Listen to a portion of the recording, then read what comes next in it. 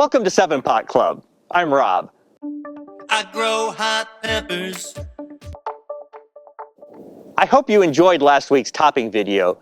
We can't produce a new original song for you every week, but we do have an update on how our seedlings are progressing and what we are doing to prepare our front yard pepper garden for outdoor planting. The answer to that question is absolutely nothing yet because it's still covered with snow on freaking April the 17th. You may be familiar with the Prince song, Sometimes It Snows in April, but often it doesn't snow here in April at all, and last March it was 80 degrees on St. Patrick's Day. But this year, April brought the biggest dump of the season, about 16 inches here in the Twin Cities, a record for April and the 12th heaviest snowfall ever in Minneapolis. I'll let captured video from our Ring Doorbell Pro tell the story, which of course begins on Friday the 13th. As of 2:22 p.m. on Friday, all was quiet, although the sky looked menacing. By evening, the snow had begun and was starting to cover the sidewalk.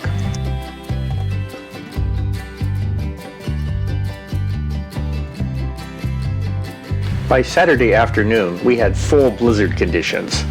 Many plans were canceled for Saturday evening. The snow continued overnight. Sunday morning, we began to dig out.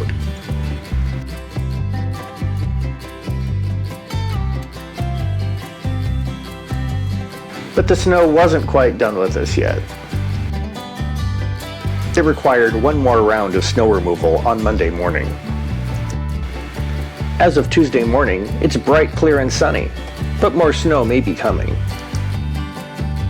The Ring device records a video clip and stores it in the cloud every time there is motion or someone rings the doorbell, or you can trigger it manually through the app.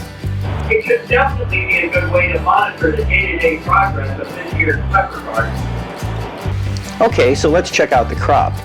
We planted so many this year.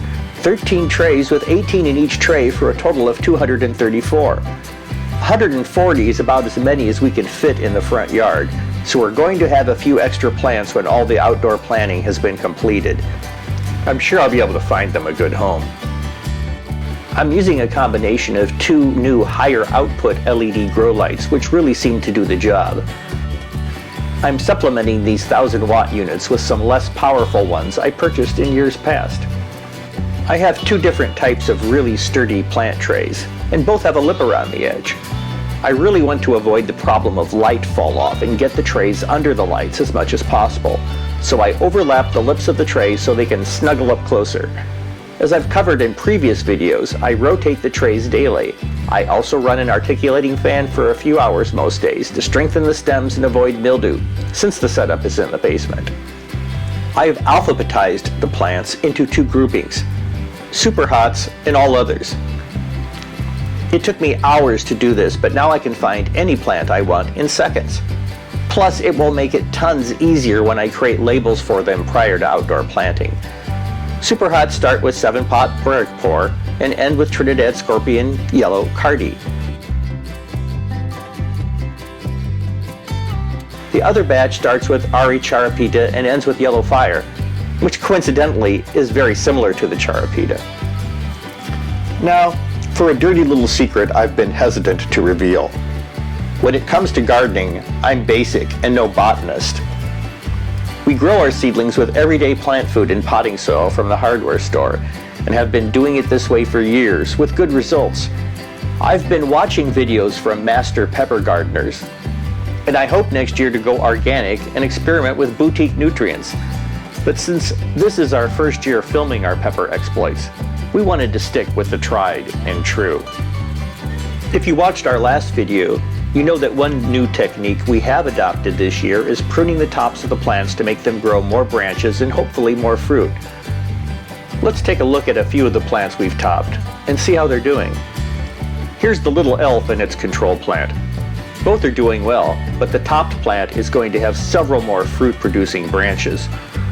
The control plant is already putting its energy into budding, which requires immediate nipping.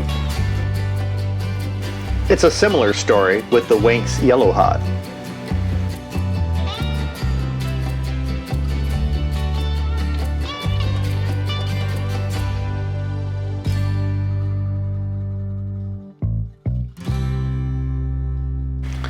This super hot beast we topped last week seems slow to recover.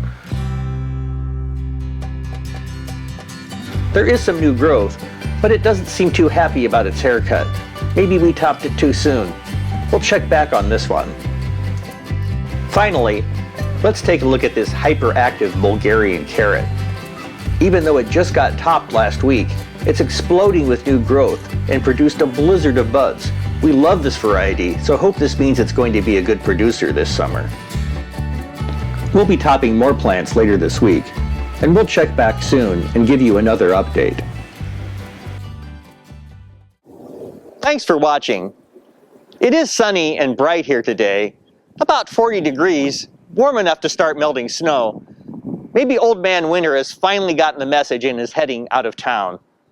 In the meantime, we're working on another original song for next week's video, where we'll show the quick and easy way to make our favorite hot condiment, our signature 7-pot paste.